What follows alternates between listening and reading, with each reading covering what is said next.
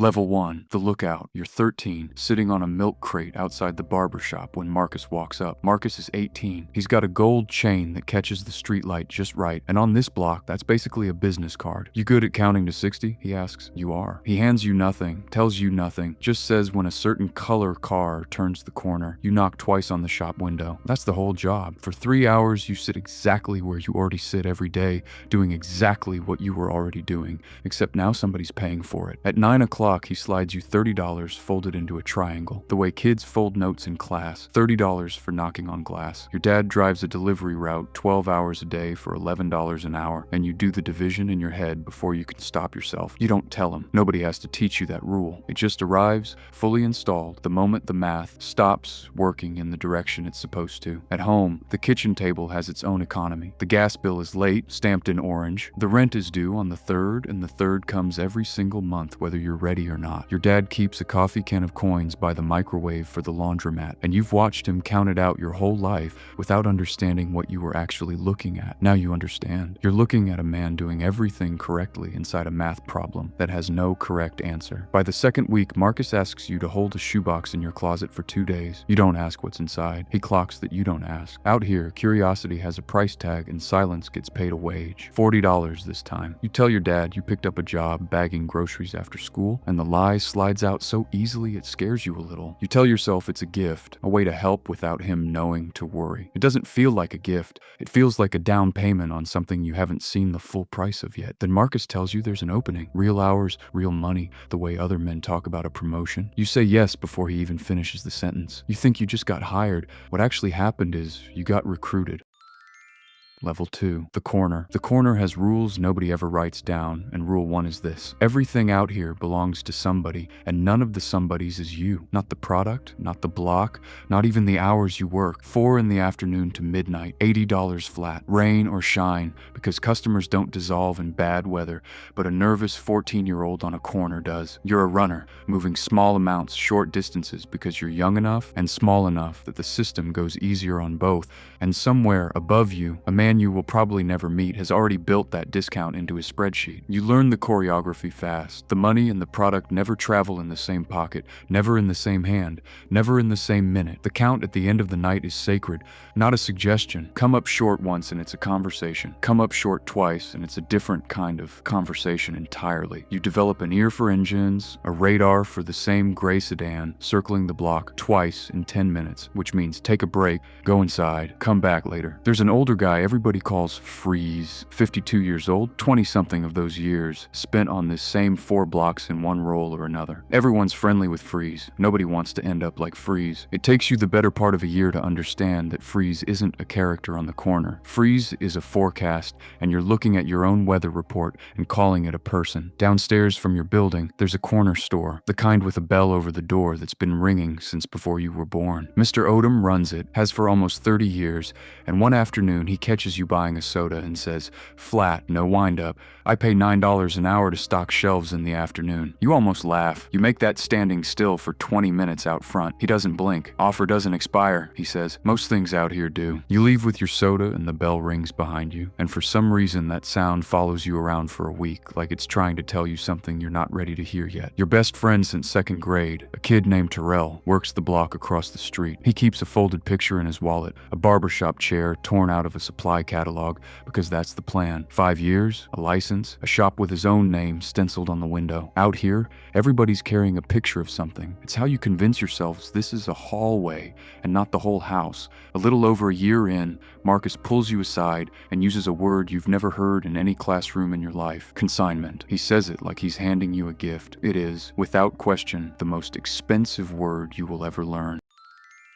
Level 3, the front. Here's how the gift actually works. They hand you product worth $1,000 and you owe $800 back by Sunday, no matter what you sell it for. Move it all, clear $200 a week. That's the pitch. Here's the part nobody prints on the flyer. The $800 is due whether you got robbed, due whether you got arrested, due whether the block had 3 straight days of a parked cop car sitting there like patio furniture. The risk rolls all the way downhill and stops exactly in your pocket. You've just been made the one person in the entire chain with a guaranteed loss and an optional profit. And out here, credit isn't a favor, it's a leash with a price tag. You watch what that leash does to a kid named Loss, who comes up 200 short one October. Nobody lays a hand on him. Nobody has to. They just move the decimal. His 200 becomes 400, riding on his next 3 packages. By winter, Loss isn't working the block anymore. The block is working him. You've seen that same look before, on grown men at your own kitchen table holding envelopes from the gas company. Same leash, different room. So you get disciplined the way only scared people get disciplined. You never touch your own supply. You count everything 3 times. You pay early, Saturday night instead of Sunday morning, because you've figured out the one credit score this whole economy actually runs on. Does he pay? And does he pay on time? You pay early every week like it's a down payment on a reputation, and it turns out reputation is worth more than the cash itself. By 17, you're clearing $500-600 a week. You buy an old Honda with a lot of miles on it for $2,800 cash, and it goes in your cousin's name because your own name can't legally hold anything of value. Half of what you own technically belongs to somebody else on paper. The car, the phone plan, even the game console. This turns out to be your very first real lesson about wealth, though the vocabulary won't show up for another decade. There's a difference between having money and owning things. Right now, you have money. You own nothing. That gap is not an accident. It's the whole design. Your dad finds a rolled up stack of bills in your jacket on laundry day. He doesn't yell. He sets it on the table between you like it's evidence in a case and asks one question: whose is this? You say it's from the grocery job. He looks at you for a long time and says, then it should be easy to give it back, and walks out of his own kitchen. The stack sits there all night, untouched, and you learn something that night about how money can make a room colder than it's ever been. In the spring, Marcus moves up. He stops standing on corners and starts holding phones and ledgers instead. When a man moves up out here, he doesn't leave a vacancy behind him. He leaves a weight, and he hands it straight to you.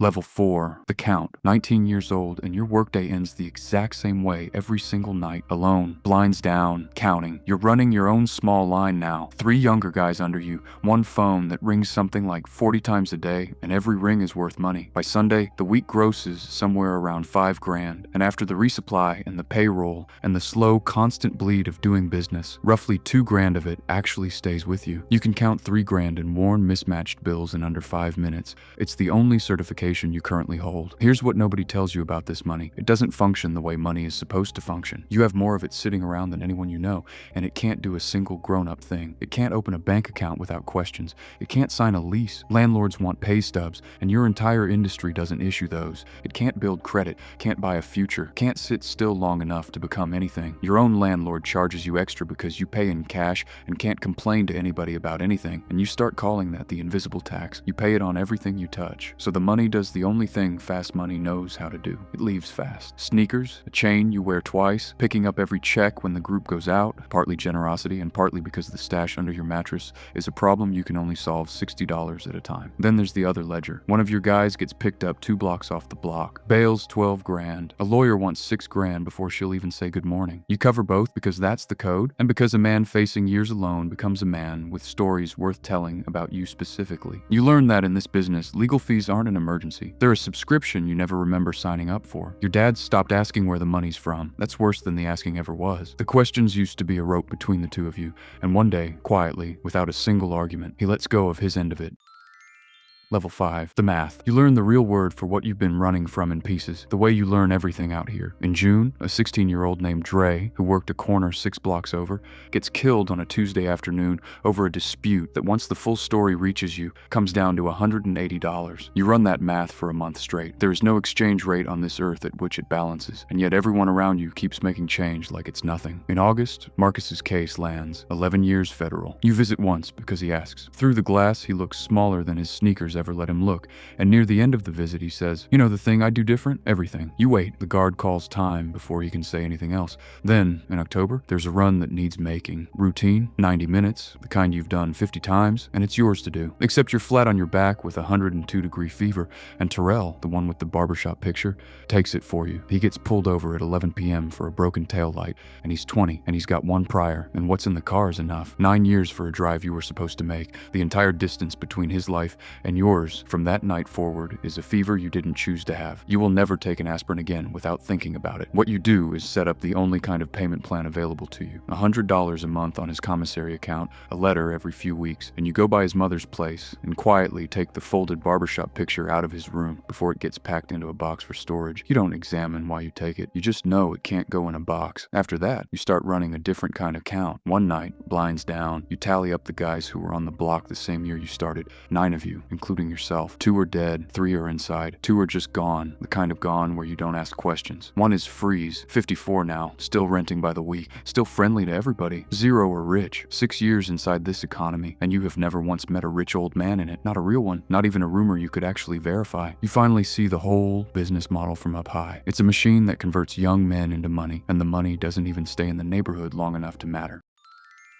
Level 6, the buyout. You can't exactly quit the street, because quitting implies this was ever a regular job. What you can maybe do, if you're early enough and boring enough about it, is settle your account. The man everyone answers to holds his meetings in the back of an auto shop, and he's known for wearing reading glasses on a chain and talking so quietly that people lean in, which you eventually realize is the entire point. You bring everything you owe, down to the last dollar, plus the phone. You lay it all out plainly, the case that got your friend 11 years off it, the case that took Terrell down, the fever math you can't stop running. He counts the money without rushing, looks at you over the glasses and says, "You know why you get to walk? Because you ask." Nobody asks. They get sloppy or they get greedy, and after that, it stops being my decision. He slides the phone into a drawer like it's a library book somebody finally returned. 9 days into retirement, somebody kicks in your apartment door while you're out and finds your biggest hiding spot. 11 grand gone in one afternoon. The street charges an exit fee. It just never posts the amount in advance. You figure out who did it within a month. You do nothing, because getting it back would cost more than the money did, and that turns out to be the last piece of street math